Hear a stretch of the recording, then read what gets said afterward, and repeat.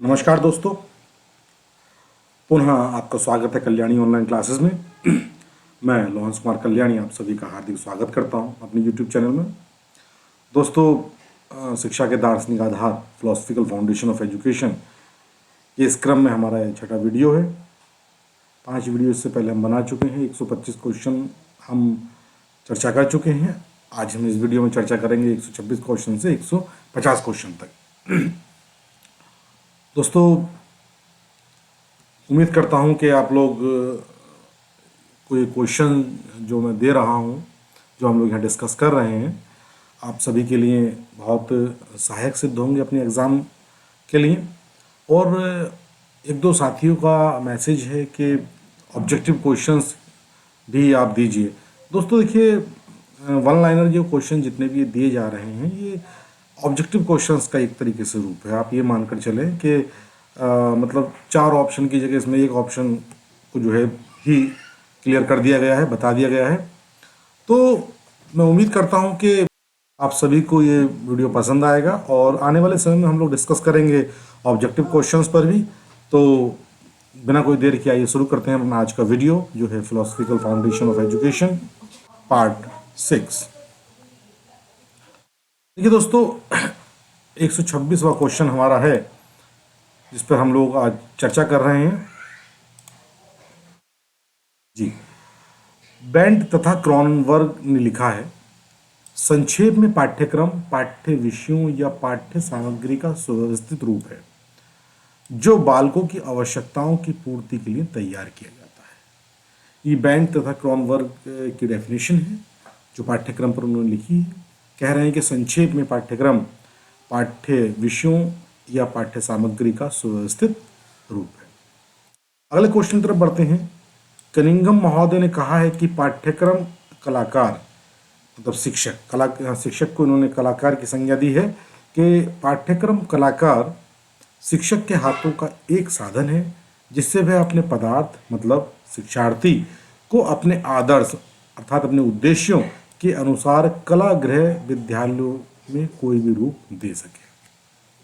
बहुत अच्छी डेफिनेशन है। एक बार ये क्वेश्चन आया है यूजीसी नेट के एग्जाम में, दोबारा देख लेते हैं।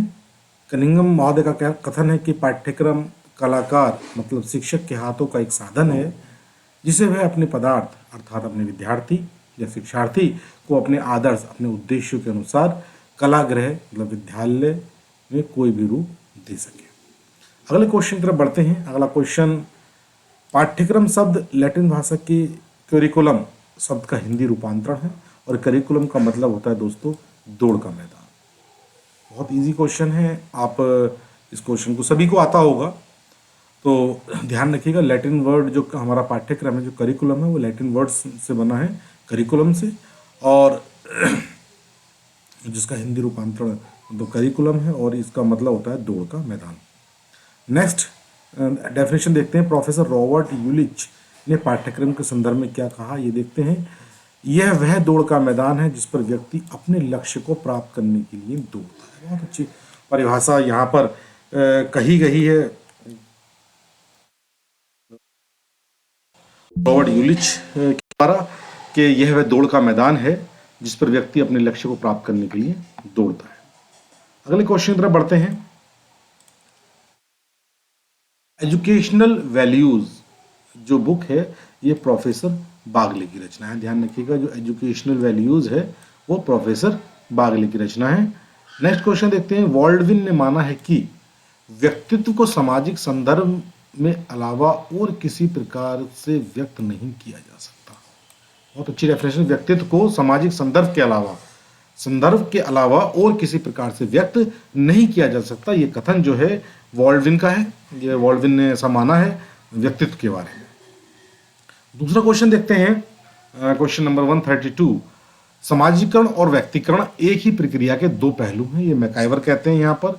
जो समाजीकरण है और जो व्यक्तिकरण है, ठीक, सोशलाइजेशन और इंडिविजुअलाइजेशन जो है एक ही प्रक्रिया के ये दो पहलू हैं, ये कहा है मैकाइवर ने।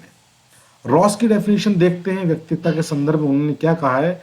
रॉस महोदय कहते हैं कि व्यक्तित्व का विकास सामाजिक वातावरण में ही होता है जहाँ की सामाजिक रुचियों और क्रियाओं का उसे भोजन मिलता है।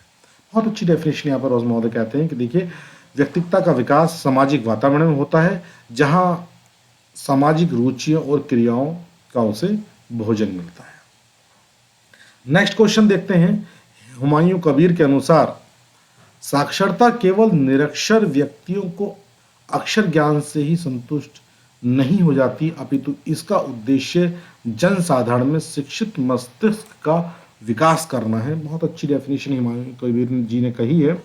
ये बोलते हैं कि जो साक्षरता है केवल निरक्षर व्यक्तियों को अक्षर का ज्ञान तक ही सीमित नहीं है या वहीं तक उसको संतुष्ट नहीं कराती है, अपितु उसका जो उद्देश्य है वो क्या उद्देश्य है, जनसाधारण में शिक्षित मस्तिष्क का विकास करना। ये जो बात कही गई है कि जनसाधारण में शिक्षित मस्तिष्क का विकास करना, ये कही है हुमायूं कबीर महोदय ने। अगले क्वेश्चन की तरफ हम बढ़ते हैं। जो अगला क्वेश्चन है, रैपमेंट के अनुसार ये कहते हैं जो विद्वान व्यक्ति को समाज के ऊपर स्थान देते हैं उनका स्मरण रखना चाहिए कि नि समाज व्यक्ति कोरी कल्पना है। ध्यान रखिएगा, बहुत अच्छी ये जो डेफिनेशंस आपको दोस्तों यहाँ दी जा रही हैं, सारी डेफिनेशन वही हैं जो कहीं ना कहीं किसी ना किसी एग्जाम में आ चुकी है। उद्देश्य केवल एक यही है कि आप जो है एक इनका अपने नोट्स तैयार कर लीजिए और एक बार रिवाइज करिए और अपना आप आसानी से जो है अपने किसी परीक्षा को इसमें दे सकते हैं इनको एक बार रिवाइज करने के बाद। तो टी रैपमेंट कहते हैं कि जो विद्वान व्यक्तियों को समाज के ऊपर स्थान देते हैं उनको स्मरण रखना चाहिए, ना कि नि समाज व्यक्ति कोरी कल्पना है। नेक्स्ट, कमेनियस के अनुसार, कमेनियस कहते हैं शिक्षा का परम लक्ष्य अपने आप को जानना है। ये कमेनियस का कथन है कि शिक्षा का जो परम लक्ष्य है वो क्या है, वो अपने आप को जानना है। नेक्स्ट क्वेश्चन देखते हैं। क्वेश्चन नंबर 137 है, टीपी नन की रचना education its data and the first principal.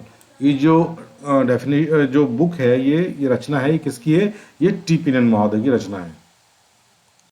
तो टीपी नन जो रचना है education its data and the first principal, बहुत अच्छी पुस्तक है दोस्तों। इसी क्रम में देखिए हम टीपी नन के अनुसार एक परिभाषा भी देखते हैं। आपने कहा है कि शिक्षा से प्रत्येक व्यक्ति को ऐसी अवस्थाएं प्राप्त होनी चाहिए जिनमें उसकी व्यक्तित्व का पूर्ण विकास हो सके। जो डेफिनेशन दी गई है टीपी नन के द्वारा दी गई है, दोबारा देख लेते हैं एक बार कि शिक्षा से प्रत्येक व्यक्ति को ऐसी अवस्थाएं प्राप्त होनी चाहिए जिससे उसकी व्यक्तित्व का संपूर्ण विकास हो सके। अगली परिभाषा की तरफ बढ़ते हैं। रविंद्रनाथ टैगोर जी के अनुसार वो कहते हैं कि यदि मेरा अपना कुछ है तो मेरा व्यक्तित्व है, यदि वह मुझसे छिन जाता है तो मैं एकदम लुट जाता हूँ, मेरा व्यक्तित्व अद्वितीय है, अनुपम है, मैं केवल मैं हूँ। बहुत शानदार जो है परिभाषा यहाँ पर रविन्द्रनाथ टैगोर जी ने दी है। एक बार पुनः देखते हैं। आप कहते हैं कि यदि मेरा अपना कुछ है तो वो मेरा व्यक्तित्व है, यदि वह मुझसे छिन जाता है तो मैं एकदम लुट जाता हूँ, मेरा व्यक्तित्व अद्वितीय है, अनुपम है, मैं केवल मैं हूँ। आगे देखते हैं, अगले क्वेश्चन की तरफ बढ़ते हैं। अगले क्वेश्चन में देखिए, प्रयोजनवादी विचारधारा के अनुसार सत्य सदैव बदलता रहता है। जो प्रयोजनवादी विचारधारा है उसके अनुसार क्या होता है, सत्य सदैव बदलता रहता है, इसलिए शिक्षा के उद्देश्य भी सदैव देश काल तथा परिस्थितियों के अनुसार बदलते रहते हैं। ये जो बात कही गई है कि जो शिक्षा के उद्देश्य हैं ये निश्चित तौर पर देखिए जैसा परिस्थिति होगी समाज की, जैसा समाज होगा, जैसा देश होगा, उसी के अनुसार ये चीज़ें बदलती रहती है। तो बहुत अच्छी बात ये प्रयोजनवादी के द्वारा कही गई है कि शिक्षा के उद्देश्य सदैव देश काल और परिस्थिति के अनुसार बदलते रहते हैं। आगे हम देखते हैं, ब्राउन महोदय का कथन है। ब्राउन महोदय लिखे हैं कि किसी भी देश और सभी युगों की शिक्षा शासक वर्ग के मूल्यों को व्यक्त करती है। ये ब्राउन महोदय का कथन है कि किसी भी देश और सभी युगों की शिक्षा शासक वर्ग के मूल्यों को व्यक्त करती है कि उस समय के जो शासक थे उनके जो है क्या मूल्य थे, अपनी जनता को लेकर या अपने समाज को लेकर उनके क्या अपने मूल्य थे, ये सब किस क्या व्यक्त करती है, ये सिर्फ शिक्षा जो है इस चीज को व्यक्त करती है। सोरोकिन की डेफिनेशन आगे देखते हैं दोस्तों। सोरोकिन कहते हैं कि संस्कृति के 3 स्तर हैं, विचार प्रधान, आदर्श प्रधान तथा इंद्रिय प्रधान संस्कृति। ये कुल जो है सोरोकिन का कहना है कि संस्कृति के 3 स्तर इन्होंने बताए हैं। पहला आपका विचार प्रधान स्तर, दूसरा आदर्श प्रधान और तीसरा इंद्रिय प्रधान संस्कृति। ये जो है सोरोकिन के अनुसार है। अगले क्वेश्चन की तरफ बढ़ते हैं। भौतिकवादी युग में इंद्रिय प्रधान संस्कृति के विकास पर बल दिया जा रहा है। ध्यान रखिएगा, आज का जो युग है ये भौतिकवादी युग है और आज के युग में क्या किया जा रहा है कि जो इंद्रिय प्रधान संस्कृति के विकास पर बल दिया जा रहा है। हम अपनी इंद्रियों पर पूर्ण रूप से विजय प्राप्त करें, ऐसी शिक्षा हो जो हमें हमारी इंद्रियों पर विजय प्राप्त करना सिखाए इस भौतिकवादी संसार। इवान इलिश ने प्रसिद्ध पुस्तक डी स्कूलिंग सोसाइटी में कहा कि वर्तमान पाठशालाएं निरर्थक, शोषक, निरंकुश, अत्यधिक महंगी और भ्रमित पैदा करने वाली बन गई है, या मति भ्रम पैदा करने वाली बन गई है। ये बात इवान इलिच की है। ये आपका शैक्षिक समाजशास्त्र के अंदर इस क्वेश्चन को एक बार पूछा गया है। ये डी स्कूलिंग सोसाइटी जो उनकी बुक है इवान इलिच की, उसमें उन्होंने इस बात की चर्चा की है कि जो वर्तमान में जो पाठशालाएं हैं वो निरर्थक हैं, शोषक हैं, निरंकुश हैं, अत्यधिक महंगी हैं और मति भ्रम पैदा करने वाली हैं। अगला क्वेश्चन देखते हैं। अगले क्वेश्चन में रॉस महोदय का कथन है और रॉस महोदय कहते हैं कि केवल बुद्धिवादिता ने हमें गर्त में गिरा दिया है, यह कल्याण करने में असफल हो गई है। ये कथन है रॉस महोदय का। देखिए दोस्तों, बड़े अच्छे अच्छे कथन हैं। कभी आपको ये एग्जाम जब आप प्रीवियस ईयर के पेपर सॉल्व करते हैं तो आपको वहाँ पर ये मिलेंगे इस प्रकार के क्वेश्चंस, और हमें ऐसा भी महसूस होता है कि क्वेश्चन कहाँ से पूछे गए, कौन सी बुक से आए हैं। तो उद्देश्य इसको देने का सिर्फ यही है कि एक स्थान पर आपको सारे क्वेश्चन आपके इकट्ठा हो जाए। तो रॉस महोदय ने लिखा है कि केवल बुद्धिवादिता ने हमें गर्त में धकेल दिया है, गर्त में गिरा दिया है, ये कल्याण करने में असफल हो गई है। वहीं ईसा मसीह के द्वारा कहा गया है कि पहले स्वर्ग के राज्य की खोज करो, फिर तुमको सब मिल जाएगा। ईसा मसीह के द्वारा ये बात कही गई कि पहले स्वर्ग के राज्य की खोज करो, फिर तुम जो चाहते हो वो सब कुछ तुम्हें मिल जाएगा। वैदिक आदर्श के अनुसार अगर हम देखें तो शिक्षा का उद्देश्य सत्यम, शिवम, सुंदरम का विकास है। ध्यान रखिएगा, वैदिक आदर्शों के अनुसार शिक्षा का जो उद्देश्य है वो क्या है दोस्तों? शिक्षा का उद्देश्य सत्यम, शिवम और सुंदरम का विकास करना है। उसी क्रम में वहीं अरविंद महोदय कहते हैं कि शिक्षा का उद्देश्य व्यक्ति का आध्यात्मिक पुनर्निर्माण करना होना चाहिए। मतलब शिक्षा ऐसी हो, जो शिक्षा का उद्देश्य वो इस प्रकार का हो जो व्यक्तित्व को क्या करे? आध्यात्मिक पुनर्निर्माण करे, आध्यात्मिक रूप से। ये कथन अरविंद महोदय का है, श्री अरविंद ने ये बात कही है। उसी क्रम में देखिए आगे शेरवुड एंडरसन का विचार है कि व्यक्ति को जीवन की विभिन्न समस्याओं के लिए तैयार करना शिक्षा का पूर्ण उद्देश्य होना चाहिए। ठीक है दोस्तों, ये थोड़ा मिस्टेक हो गई टाइपिंग में, दोबारा देख लेते हैं। शेरवुड एंडरसन का विचार है कि व्यक्ति को जीवन में विभिन्न समस्याओं के लिए तैयार करना शिक्षा का पूर्ण उद्देश्य होना चाहिए। अगले क्रम में रूसो महोदय को देखते हैं। जो रूसो महोदय ने डेफिनेशन दी है वो कहते हैं कि ये जंगली शिक्षा किस काम की जो भविष्य के लिए वर्तमान को बलिदान करती है। बहुत अच्छी डेफिनेशन है ये, और रूसो ने जो बहुत अच्छी बात भी कही है। रूसो का बहुत अच्छा कथन है कि यह जंगली शिक्षा किस काम की है जो भविष्य के लिए वर्तमान को बलिदान दे देती है या बलिदान कर देती है। तो दोस्तों ये इस पार्ट 6 में ये कुल मिलाकर 25 क्वेश्चन थे। संभवतः आपको क्वेश्चन पसंद आएंगे, और जो आगे के क्वेश्चन हैं उस क्वेश्चन के लिए हम कल मिलते हैं। आई होप आपको क्वेश्चन पसंद आए। अगर आपको मेरा वीडियो पसंद आए तो अधिक से अधिक इसको शेयर करें, वीडियो को लाइक करें, और हाँ, मेरे चैनल को सब्सक्राइब करें अगर आप मेरे चैनल पर नए हैं। तब आने वाले समय में हम लोग चर्चा जरूर करेंगे अलग अलग टॉपिक पर, डिस्क्रिप्टिव टॉपिक्स पर, और यूपी टेट सी टेट के जो टॉपिक्स हैं उन पर भी हम जो है जो आपका शिक्षा मनोविज्ञान है, चाइल्ड डेवलपमेंट साइकोलॉजी है, उस पर पूरी चर्चा करेंगे। धीमे धीमे अभी एक कॉन्टिन्यूस रहेगा, तो आप हमारे चैनल पर लगातार विजिट करते रहें और अपना जो ज्ञान है उसको बढ़ाएं।